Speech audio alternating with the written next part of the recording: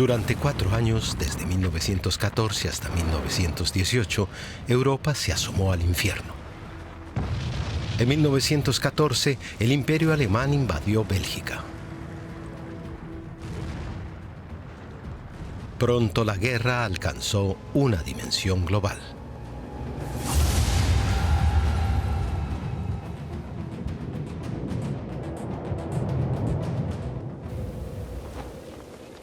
Tras el horror de la Primera Guerra Mundial, Europa se concentra en la reconstrucción. Amplias zonas de Bélgica, Serbia y el norte de Francia han quedado devastadas. Europa está en ruinas. El escritor austríaco Stefan Zweig escribe: «Los mortecinos caballos del apocalipsis han irrumpido en mi vida. Revolución y hambruna, terror, epidemias. Y el nacionalismo que ha envenenado a la flor de nuestra cultura europea».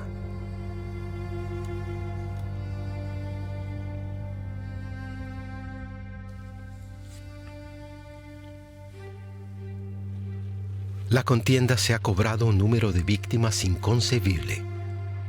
Poblaciones enteras han sido destruidas y por doquier acecha el peligro de bombas sin estallar.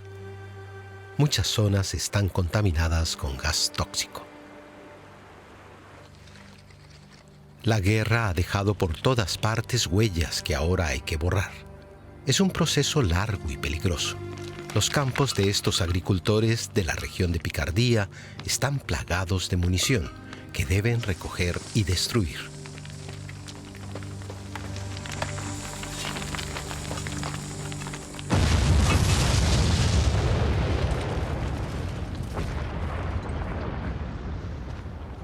Pero a pesar de todas las penurias, la vida sigue.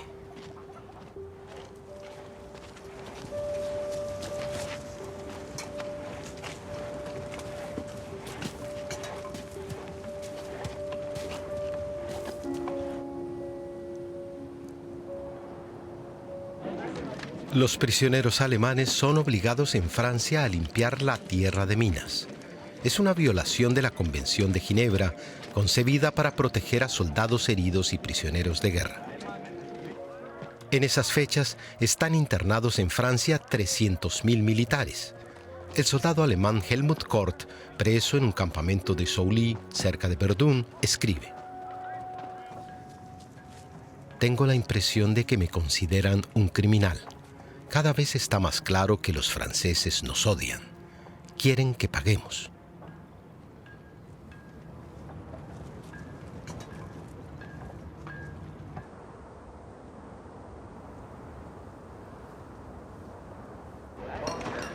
El día a día de los prisioneros está marcado por el hambre, la enfermedad y la nostalgia.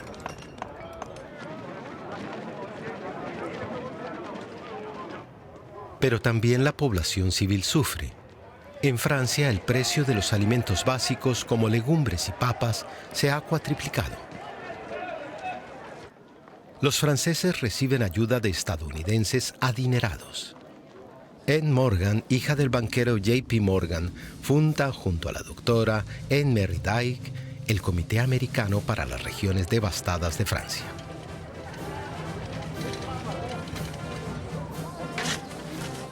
El grupo reforesta bosques destruidos por las bombas e instala una farmacia en un palacio. Anne Morgan cuenta a su madre: «Nuestro trabajo es gratificante y somos necesarios. La gente sufrió mucho durante la ocupación alemana. Solo comían remolacha y dormían en el suelo, pasando frío. Ahora están recuperando la vida».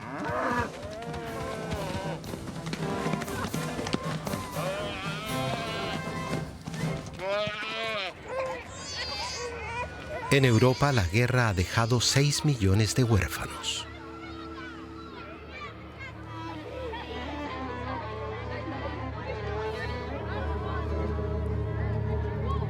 Estos niños polacos que sobrevivieron a la guerra en su país reciben asilo en Estados Unidos.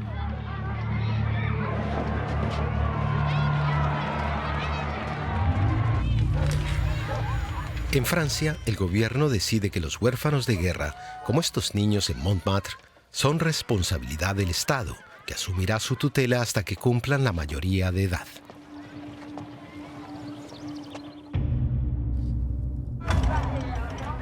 En Rusia, la Primera Guerra Mundial y la Guerra Civil también han dejado innumerables niños huérfanos.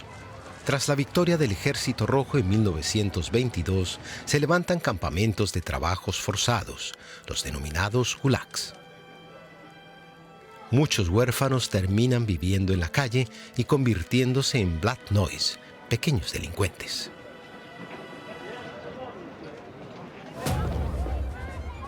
También en Reino Unido, la necesidad empuja a delinquir a muchos huérfanos. El gobierno adopta una solución drástica. Los envía en barco a Canadá para trabajar en granjas, sin perspectivas de regresar jamás a su país. En la capital canadiense, Ottawa, el parlamentario J.J. Woodsworth critica la medida. Usamos a los niños como mano de obra barata. Una décima parte de la población canadiense actual desciende de aquellos huérfanos expatriados. También abandonan Reino Unido numerosas mujeres jóvenes que tras la guerra no encuentran esposo. Muchas, tras haber servido en el cuerpo auxiliar femenino del ejército, se disponen a comenzar una nueva vida en Australia.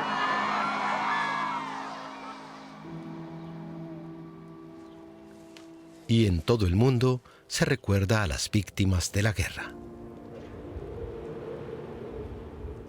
Uno de los más importantes poetas de Lituania, Oskar Miloš, plasma sobre el papel lo que sienten los familiares de los difuntos cuando caminan entre las interminables hileras de sepulturas.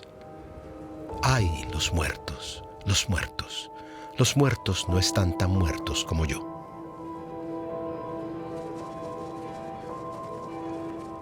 Muchas familias quieren repatriar los cuerpos de sus seres queridos para tener una tumba en la que llorarlos.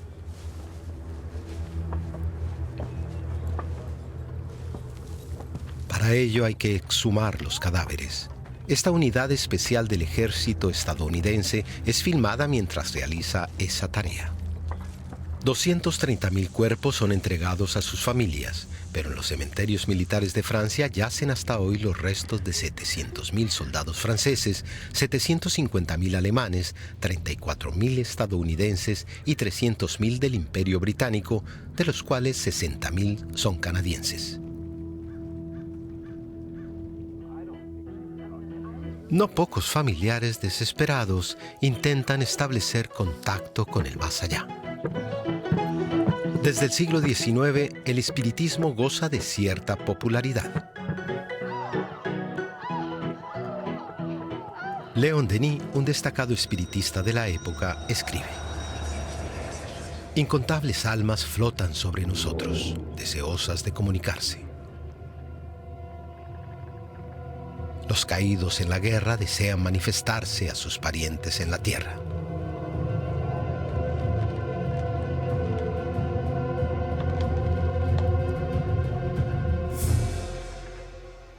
Las sesiones espiritistas no son más que engaños.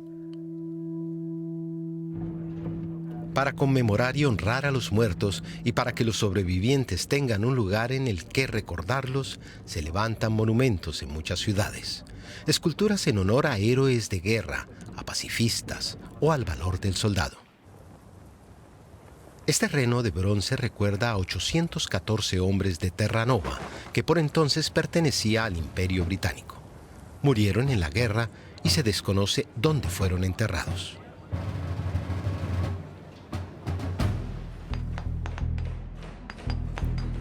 Escultores de todo el mundo trabajan día y noche en miles de memoriales.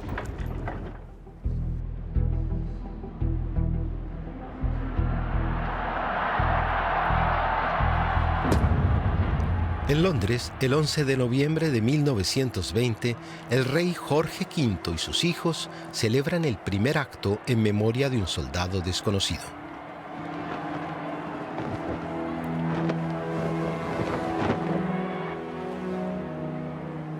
El ataúd contiene los restos de un combatiente no identificado caído en el campo de batalla europeo. Representa a los 500.000 soldados del Imperio Británico cuyos restos no pudieron hallarse o identificarse. Los franceses también habían exigido a su gobierno la celebración de un acto conmemorativo similar, como recoge este discurso de un parlamentario francés en una de las primeras filmaciones con sonido. Prends ta place pour qu'on ne puisse pas reprocher à la patrie que tu as sauvée d'avoir oublié le plus humble de ses vies, c'est le plus glorieux de ses héros. Et pour que les mères qui pleurent et qui ne savent pas où pleurer puissent dire un jour en s'agenouillant devant ta tombe: oh mon petit, peut-être est-ce toi. En Francia, la tumba del soldado desconocido se encuentra bajo el Arco del Triunfo de París, acompañada por una llama eterna. Muchos países adoptan este simbolismo. En Bélgica, el rey Alberto I aprovecha la inauguración del memorial para llamar a su pueblo a la unidad.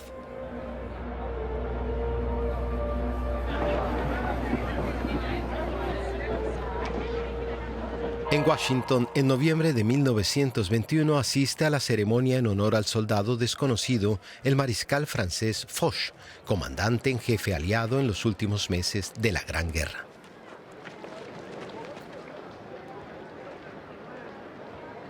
A su lado, Plenticup, gran jefe de los Crow, que 30 años antes se alió con el ejército estadounidense para combatir a la nación Sioux.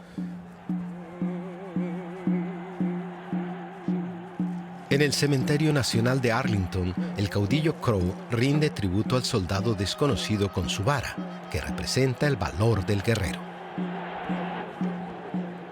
Foch pide a Pershing, el general de los Estados Unidos desplegado en Francia durante la guerra, que le muestre el salvaje oeste. En Dakota del Norte, Foch se reúne con el archienemigo de los Crow, el jefe Sioux Red Tomahawk, quien lo recibe con los brazos abiertos y le obsequia un abrigo de piel y una pipa de la paz. Los Sioux dan a Foch el nombre de Chergin Thunder.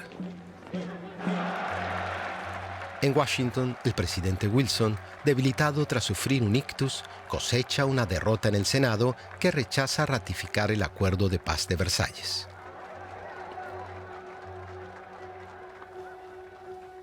La política aislacionista del Congreso refleja el sentir mayoritario del pueblo estadounidense que no desea implicarse en asuntos internacionales ni en nuevas guerras.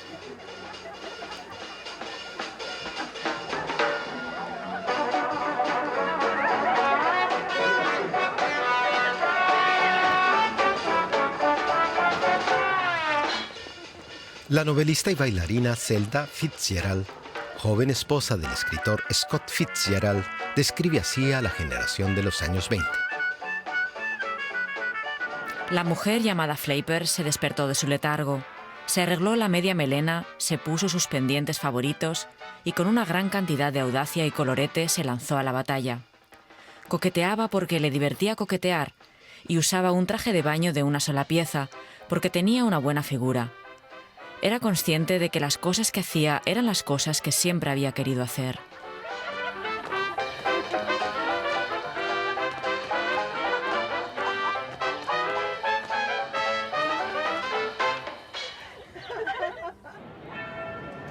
Mientras la sociedad se entrega a los felices años 20, Estados Unidos pone en peligro el éxito de la Sociedad de las Naciones soñada por Wilson. El Tratado de Versalles establecía la creación de este organismo que finalmente es fundado el 10 de enero de 1920 a orillas del lago de Ginebra. Por su negativa a ratificar el tratado, Estados Unidos no puede incorporarse a la sociedad. Sin su participación, ¿podrá este organismo antecesor de la ONU garantizar la paz en Europa? Varios pactos adoptados tras el Acuerdo de Paz de Versalles ocasionan nuevos conflictos. El Tratado de Saint-Germain de 1919 y el de Trianon de 1920 sellan el fin del Imperio Austrohúngaro. Se crean nuevos estados como Austria, Checoslovaquia, Yugoslavia. Se establecen cesiones territoriales y se trazan nuevas fronteras. El derecho de autodeterminación de las personas apenas es respetado. Hay alemanes que pasan a vivir en Polonia y Checoslovaquia, húngaros en Rumania y croatas en Yugoslavia. En Austria-Hungría, la convivencia había sido bastante pacífica. El Imperio Otomano también había garantizado la cohabitación de los pueblos árabes. Pero el Tratado de Sèvres, firmado el 10 de agosto de 1920, castigará su apoyo a Alemania en la Primera Guerra Mundial. El Imperio Otomano pierde la mayor parte de sus dominios y queda reducido al territorio de la actual Turquía. Reino Unido y Francia rediseñan el mapa de Oriente Medio. Los franceses amplían su zona de influencia. Siria y el Líbano se convierten en su protectorado. Los británicos obtienen el mandato de la Sociedad de Naciones para Transjordania, la actual Jordania, Palestina e Irak, lo que les garantiza el control de la extracción de petróleo. El Tratado de Sèvres preveía la creación de un Estado kurdo, pero Turquía rechazará dicho tratado tras ganar la Guerra de Independencia turca. En Palestina, hace casi 2000 años, los romanos habían expulsado a los judíos de Jerusalén. Cuando la región aún pertenecía al Imperio Otomano, las relaciones entre árabes y sionistas ya eran tensas. Con su desintegración del imperio, los sionistas huidos de Europa y Rusia aspiran a fundar un Estado de Israel en el mandato británico de Palestina. Durante la guerra, los británicos hicieron muchas concesiones a los árabes a cambio de su apoyo contra Turquía. Una de las promesas era frenar la inmigración judía. También el enlace británico durante la rebelión contra los otomanos, Thomas Edward Lawrence, más conocido como Lawrence de Arabia, apoya a los árabes. Sin embargo, la corona británica no cumple su promesa y autoriza la creación de un hogar nacional para el pueblo judío, que 3 décadas más tarde se convertirá en el Estado de Israel.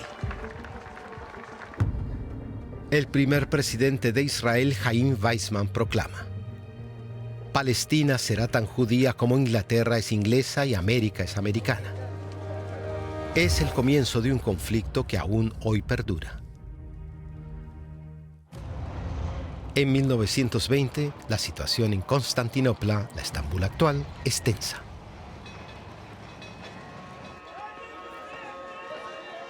Los aliados han ocupado la ciudad y parte del país. Una situación intolerable para los nacionalistas turcos que se rebelan. Dirige el movimiento el general Mustafa Kemal, quien en 1915 había defendido la península de Galípoli frente a las tropas británicas y francesas. El venerado oficial turco no acepta el Tratado de Sèvres, que entre otras condiciones establecía la cesión de Esmirna a Grecia. Si cedemos a las exigencias de los aliados, será imposible frenar sus codiciosos proyectos. Mustafa Kemal, que más tarde será conocido por su nuevo apellido Atatürk, que significa padre de los turcos, recluta voluntarios y durante 2 años lucha contra los aliados y los griegos.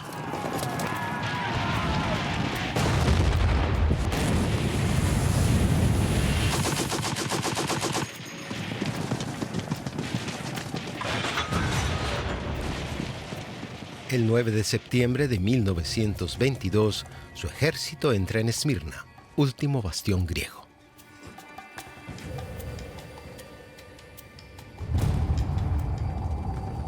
La ciudad es incendiada.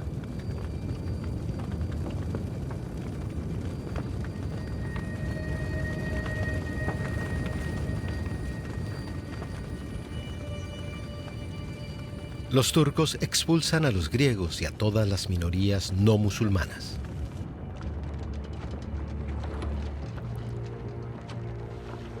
Muchas personas se exilian en Europa.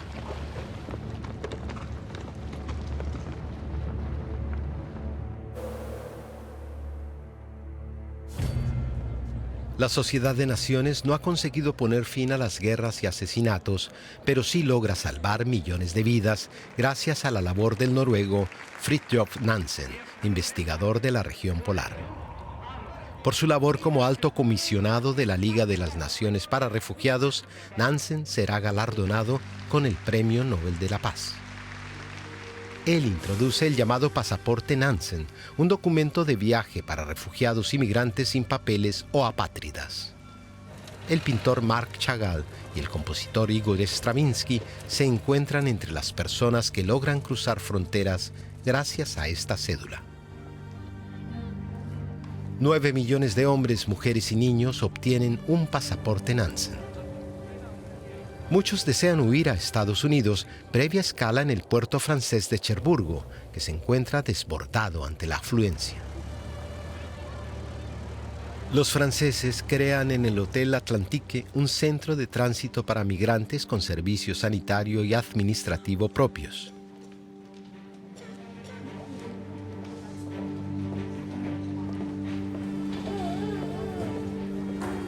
A los migrantes les espera una larga travesía.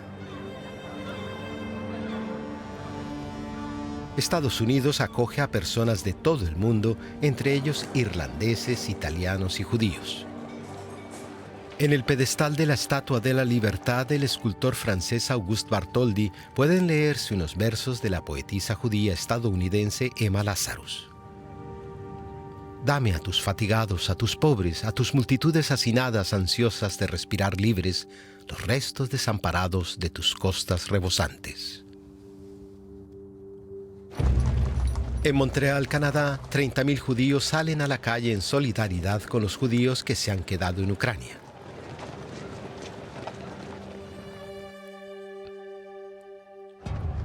$100.000 judíos mueren en la guerra civil rusa que enfrenta al gobierno bolchevique y el ejército blanco de las fuerzas contrarrevolucionarias.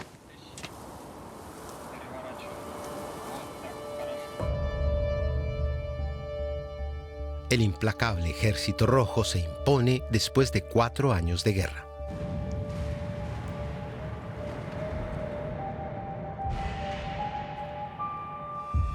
El 22 de diciembre de 1922, con la fundación de la Unión Soviética, una gran parte del mundo pasa a estar bajo dominio comunista.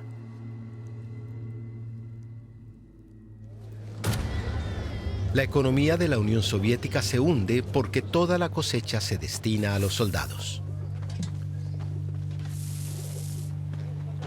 5 millones de personas mueren en la primera gran hambruna en 1921 y 1922. La Unión Soviética recibe ayuda de todo el mundo. La Administración de Auxilio estadounidense salva miles de vidas. Uno de sus miembros, William Shafroth, relata: la gente se ve obligada a comer malas hierbas mezcladas con huesos molidos, cortezas de árbol y barro, además de caballos, perros, gatos, ratas y la paja de los tejados. Cada día mueren miles de personas demacradas y famélicas. El hedor es insoportable.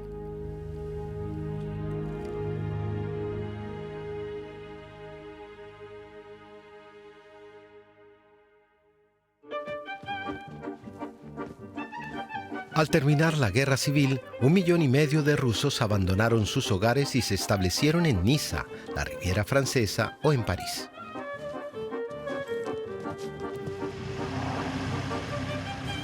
Quienes pudieron llevarse sus propiedades viven como reyes.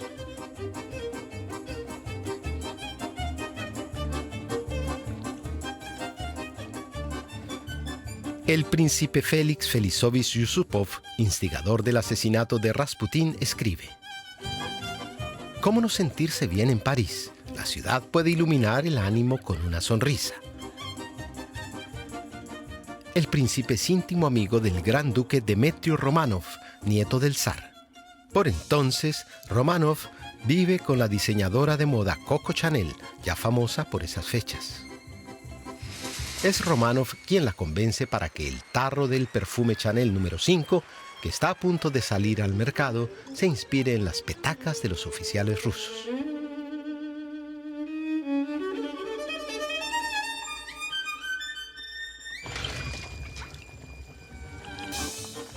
En la distancia, la rica aristocracia rusa se mantiene fiel al último zar. En sus memorias, Yusupov escribe: en todas partes abren negocios rusos, restaurantes, tiendas, iglesias ortodoxas con escuelas y hogares para ancianos. París es un destino natural para los inmigrantes.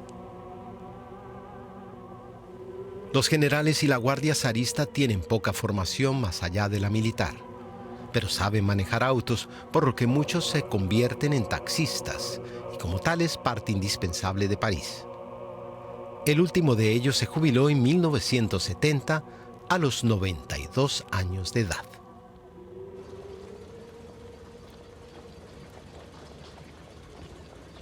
Muchos de los rusos que residen en el extranjero observan con preocupación el aumento de la influencia soviética. Los costes exorbitantes de la guerra han ocasionado tensiones sociales. Muchas personas se afilian a partidos comunistas en todo el mundo, en Londres, Berlín, Nueva York, Milán y Roma.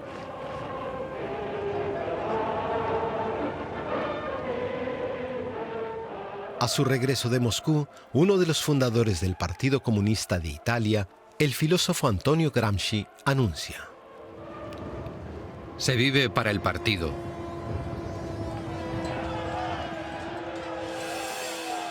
Como reacción al movimiento obrero, veteranos de guerra italianos comienzan a organizarse en torno al poeta y héroe de guerra Gabriele D'Annunzio.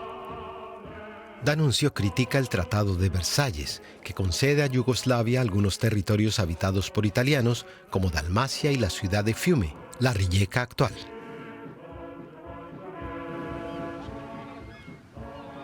Gabriele D'Annunzio lamenta: nuestra victoria ha sido mutilada. Funda una milicia y proclama: Italia, ha llegado tu hora, años maravillosos, oigo el tronar de las águilas que con sus garras rasgan la noche.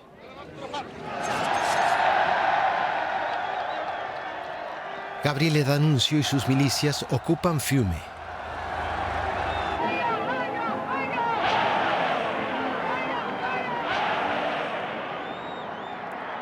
Pero el ejército regular los expulsa de la ciudad.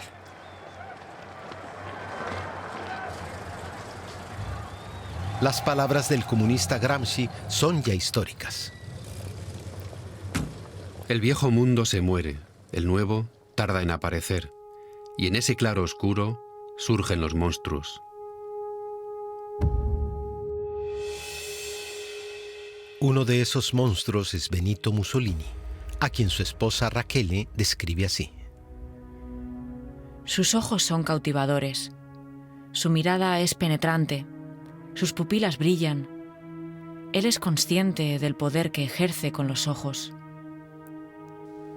Mussolini comenzó su carrera como periodista en diarios socialistas, pero durante la guerra giró hacia posturas nacionalistas. En 1919 funda el movimiento fascista Fasci di Combattimento, o Brigadas de Combate. Mussolini aprovecha la popularidad de D'Annunzio e imita algunos de sus rituales y símbolos: las camisas negras, el saludo romano y los puñales en alto al grito de «A noi, a noi».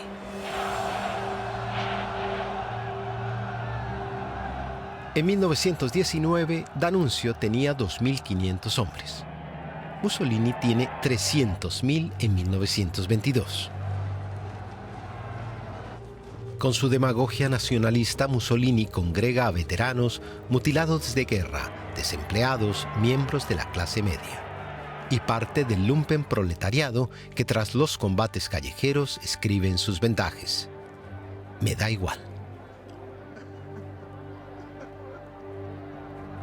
Mussolini promete restablecer el orden social. Arma a sus tropas con garrotes y les ordena golpear a los comunistas e incendiar sus sedes.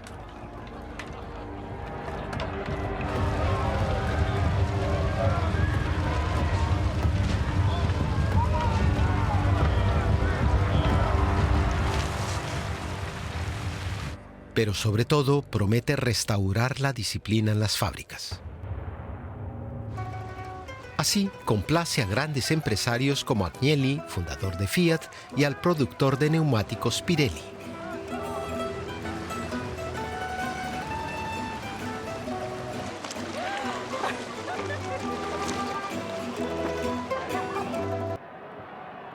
En octubre de 1922, Mussolini organiza la Marcha sobre Roma, que concluye con su toma de poder.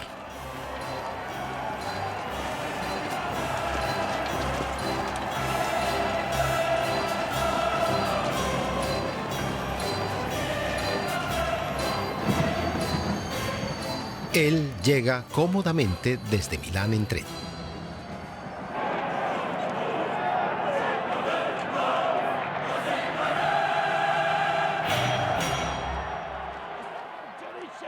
Ha cambiado su camisa negra por traje y corbata para reforzar su aspecto de estadista entre sus seguidores.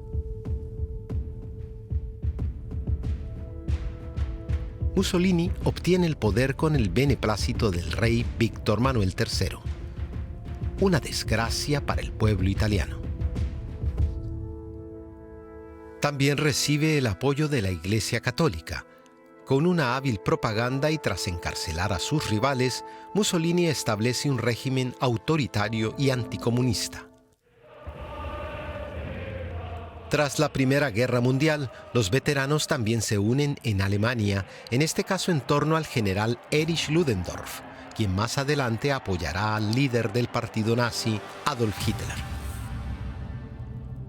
Hitler anuncia: «Nuestro pueblo está sufriendo. Debemos actuar ahora para evitar que se una a los comunistas».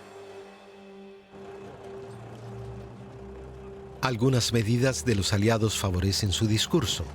Por ejemplo, la ocupación de la región industrial del Ruhr por tropas francesas y belgas para asegurarse el cobro de reparaciones.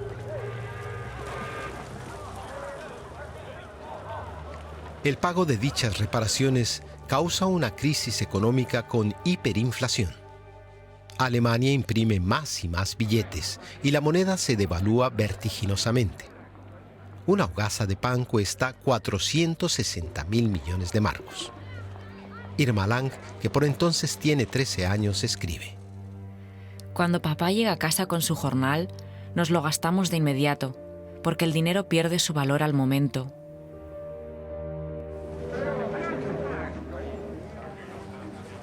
En la cuenca del Ruhr aumenta la tensión entre alemanes y fuerzas de ocupación. El 10 de marzo de 1923, un oficial francés golpea a los alemanes que no se quitan el sombrero al paso de la procesión fúnebre de la víctima de un atentado. El 9 de noviembre de 1923, Hitler considera que ha llegado el momento de tomar el poder. Pero el ejército y la policía se mantienen fieles a la República de Weimar y el golpe de Estado fracasa. Hitler es encarcelado. Stefan Zweig confía en que sea su fin. En el año 1923 han desaparecido las esvásticas. Los camisas pardas y el nombre de Adolf Hitler han caído en el olvido.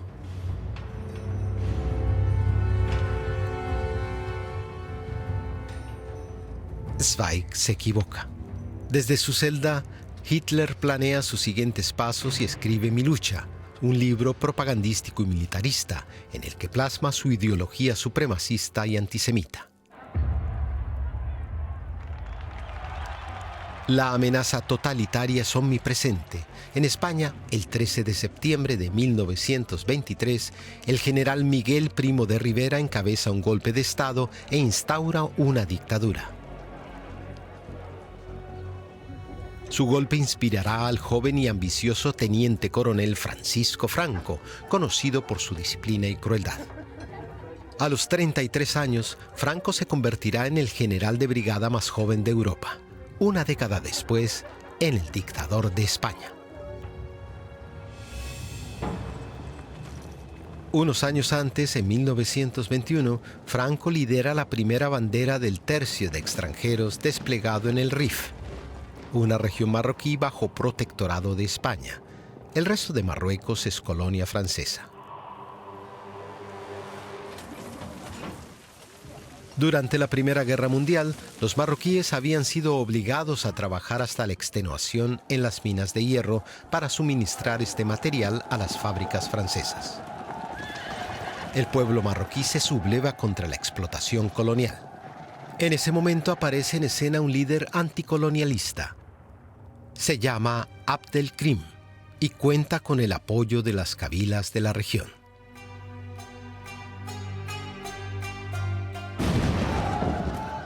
En la batalla de Anual, el 22 de julio de 1921, los rifeños infligen una dolorosa derrota al ejército español. Una derrota que pasará a la historia de España como el desastre de Anual. Las tropas bereberes de Abd el-Krim someten a 20.000 soldados españoles, de los cuales 13.000 mueren o resultan heridos. A partir de 1924, los franceses intervienen para luchar junto a España. ¿Es el principio del fin de la era colonial? La guerra del Rif es solo un presagio de los horrores que están por venir. Este soldado marroquí ha decapitado a su hermano, que luchaba del lado de los rebeldes. Ambos bandos cometen actos cada vez más atroces. Francia y España emplean todas las armas a su disposición, incluyendo ataques aéreos. También arrojan gas mostaza, que los alemanes habían empleado ya en 1917. Españoles y franceses avanzan hasta vencer finalmente a las cabilas rifeñas. El 27 de mayo de 1926, Abd el-Krim se entrega a los franceses. Su rendición es filmada y proyectada en un noticiero semanal para cines.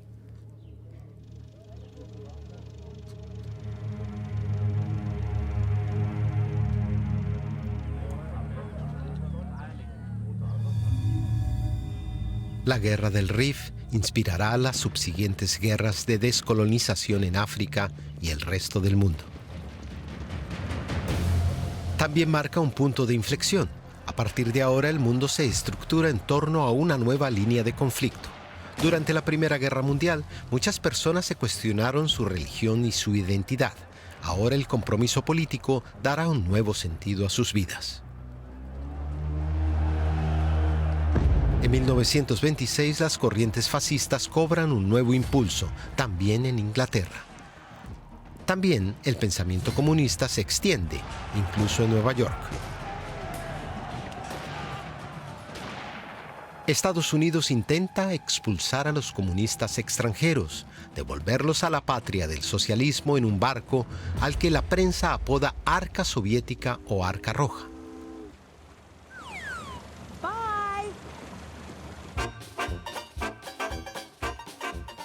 Junto al anticomunismo, la ley seca marcará los años 20 en Estados Unidos. Los conservadores esperan que la ilegalización del alcohol ponga fin a lo que perciben como un clima de decadencia moral. La policía estadounidense comienza a perseguir el contrabando de alcohol. Cualquier método para destruir la mercancía se considera legítimo.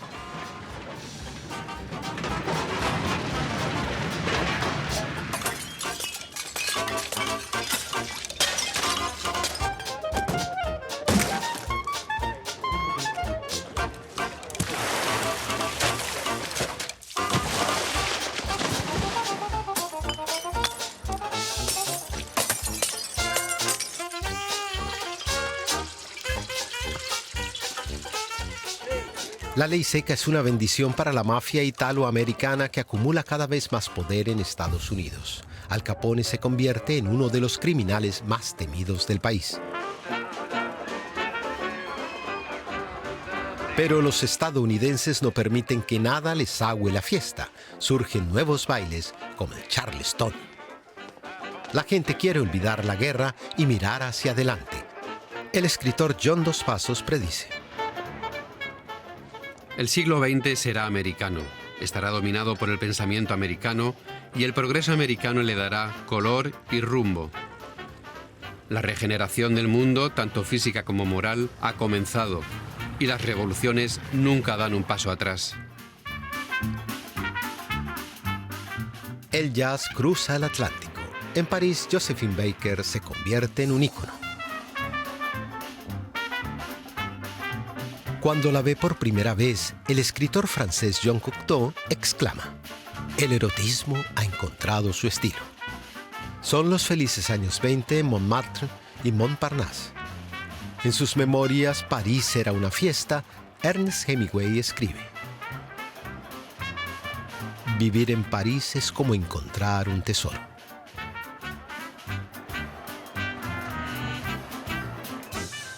También Berlín vibra al ritmo del jazz. En su libro El mundo de ayer, Stefan Zweig relata: con el valor menguante del dinero se tambalearon todos los demás valores. Era una época de apasionado éxtasis, una combinación de impaciencia y fanatismo. Todo lo extravagante e incontrolable vivía una época dorada. En la posguerra, muchos desean, ante todo, sentirse vivos, enterrar el recuerdo del horror y la muerte.